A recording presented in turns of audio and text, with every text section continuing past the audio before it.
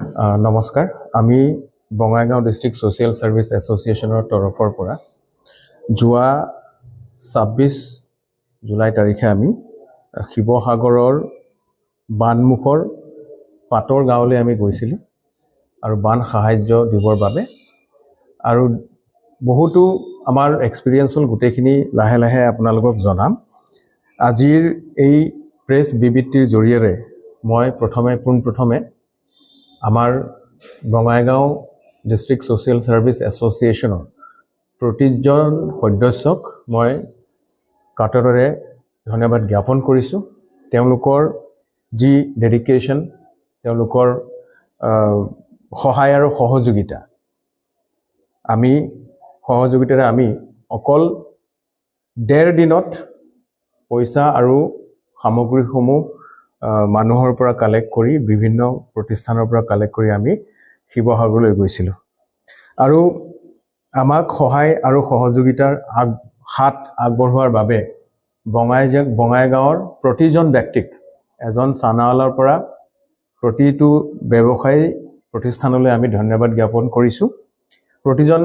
মানুহক আমি ধন্যবাদ জ্ঞাপন কৰিছোঁ তাৰ লগতে আমি শলাগ ল'বলৈ লৈছোঁ স্বাগত হস্পিটেলৰ ডক্টৰ শংকৰ দাস ডাঙৰীয়া আৰোগ্য হস্পিটেলৰ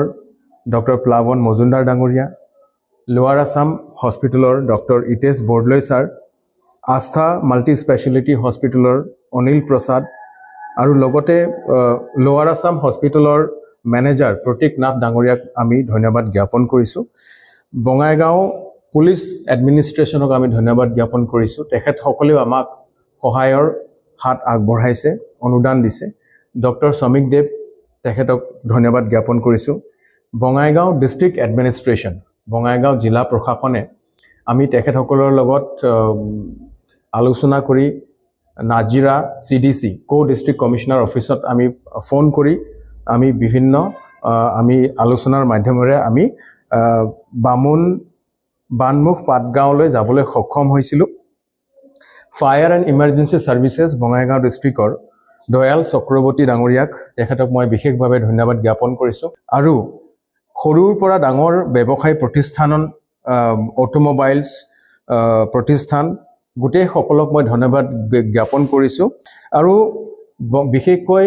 ক'বলৈ গ'লে বঙাইগাঁৱত অকল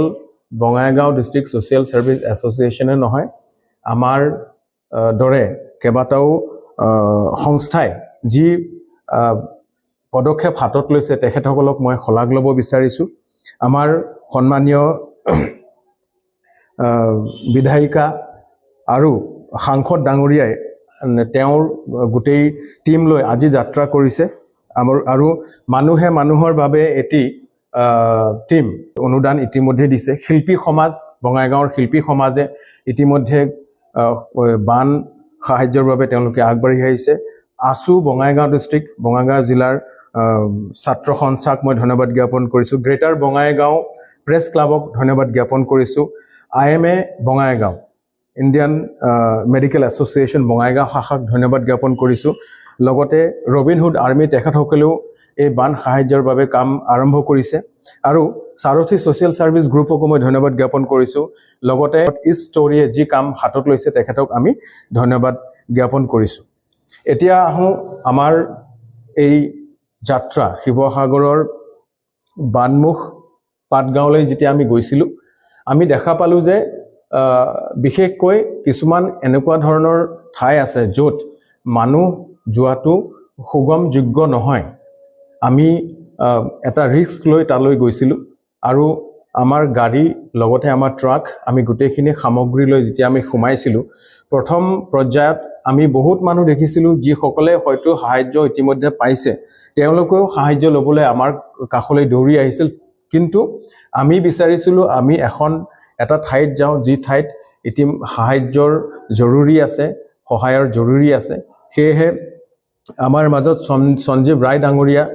যদিও তেখেত বঙাইগাঁও ডিস্ট্ৰিক্ট ছ'চিয়েল ছাৰ্ভিচ এছ'চিয়েশ্যনৰ এগৰাকী সদস্য নহয় তেখেতে আমাক সহায় কৰিছিল শিৱসাগৰ জিলাত তেওঁৰ যি বিভিন্ন বন্ধু তেখেতসকলৰ লগত যোগাযোগ কৰি আৰু জিলা প্ৰশাসনৰ লগত যোগাযোগ কৰি আমি নাৱেৰে যাত্ৰা কৰি এখন গাঁৱলৈ গৈছিলোঁ। গাঁওখনৰ নাম হ'ল বানমুখ পাটৰ গাঁও। আৰু সেই গাঁওখনত যাই আমাৰ যি এক্সপিৰিয়েঞ্চ হ'ল সেয়া আমি এই প্ৰেছ বিবৃতিৰ যোগেৰে আমি প্ৰকাশ কৰিব নোৱাৰোঁ। মানুহৰ যি যন্ত্ৰণা জীয়াতু ভুগি আছে, গোটেই গাঁওখনে এতিয়াও পানীত আধা তল গৈ আছে। তেওঁলোকৰ শৌচ কৰিবলৈ, প্ৰস্ৰাৱ কৰিবলৈ জাগা নাই, গা ধুবলৈ জাগা নাই, খাবলৈ খোৱা পানীৰ অভাৱ, খোৱা বস্তুৰ অভাৱ, কাৰেণ্টৰ অভাৱ, গোটেইখিনি আমি জানি বুজি আমি বঙাইগাঁও ডিষ্ট্ৰিক্ট ছ'চিয়েল ছাৰ্ভিচ এছ'চিয়েশ্যনে আৰু এটা প্ৰতিজ্ঞা লৈছোঁ যে অকল এবাৰ গৈ আহিয়েই নহয়, আমি তেওঁলোকৰ সহায়ৰ যোনটো পৰিক্ৰমা, সেই পৰিক্ৰমাটো আমি হয়তো অনাগত দিনলৈ আমি বজাই ৰাখিম। আৰু সকলো বঙাইগাঁওবাসীৰ ৰাইজ তথা আৰু চিৰাংবাসী ৰাইজ, ওচৰ চুবুৰীয়া যিকোনো ৰাইজ, যিসকল মানুহ আছে, মই সকলোকে অনুগ্ৰহ কৰিছোঁ আপোনালোকে সাহায্য দিয়াটো আপোনালোকৰ যোগ্যতা অনুসাৰে বন্ধ নকৰিব। যেতিয়ালৈকে পাৰে তেতিয়ালৈকে আপোনালোকে সাহায্যটো দি যাব। কাৰণ যি হৈছে সেই অৱস্থা ঘূৰি আহিবলৈ হয়তো কেইবা বছৰ যুগ লাগি যাব, তেওঁলোকে নিজৰ অৱস্থা ঘূৰাই নাপায়। সেয়েহে আমি বঙাইগাঁও ডিষ্ট্ৰিক্ট ছ'চিয়েল ছাৰ্ভিচ এছ'চিয়েশ্যনে অনাগত দিনত আহি থকা দিনকেইটাতো আমি এই প্ৰচেষ্টা হাতত লৈ যাম আৰু যি প্ৰকাৰে যি জৰুৰী আমি সেই সহায় কৰিবলৈ আমি প্ৰয়াস কৰিম। আকৌ এবাৰ সকলো বঙাইগাঁওবাসী ৰাইজ সকলোকে আমি ধন্যবাদ জ্ঞাপন কৰিছোঁ। আপোনালোকৰ সহায় আৰু সহযোগিতা অবিহনে আমি কেতিয়াও এই পদক্ষেপ লৈ আগবাঢ়িব নোৱাৰিলোহেঁতেন। আপোনালোক আমাৰ সাহস হৈ থিয় হোৱাৰ বাবে আমি কৃতজ্ঞতা জ্ঞাপন কৰিছোঁ। আৰু এই চেগতে আমাৰ মিডিয়াৰ বন্ধুসকল, বিশেষকৈ বঙাইগাঁও বাৰ্তা, বঙাইগাঁও টাইমছ আৰু যিসকল আমাৰ লগত জড়িত হৈ আছে তেখেতসকলক ধন্যবাদ জ্ঞাপন কৰিছোঁ। আপোনালোকৰ মিডিয়াৰ অবিহনে হয়তো মানুহে এই গোটেই খবৰ বাতৰিসমূহ নাপালেহেঁতেন। আৰু এই মিডিয়াৰ মই সকলোকে ৰিকুৱেষ্ট কৰিম, কিছুমানে ক'ব যে এইটো তুমি দেখাবলৈ কৰি আছ, নহয়, ইট ইনস্পায়াৰ্ছ আছ। আমি অনুপ্ৰেৰণা পাইছোঁ আপোনালোকৰ বিভিন্ন মিডিয়াৰ মাধ্যমেৰে বিভিন্ন বাতৰি পাই আমাৰ মনটোক আমি অনুপ্ৰেৰণা দিছোঁ যে আমি আৰু কৰিব লাগে। সেয়েহে মিডিয়া সকলো, প্ৰিণ্ট মিডিয়া আৰু ইলেক্ট্ৰনিক মিডিয়াৰ সকলো চেনেলক মই ধন্যবাদ জ্ঞাপন কৰিছোঁ। আৰু আজিৰ এই প্ৰেছ বিবৃতি আমি ইমানতে সামৰণি মাৰিছোঁ। ধন্যবাদ।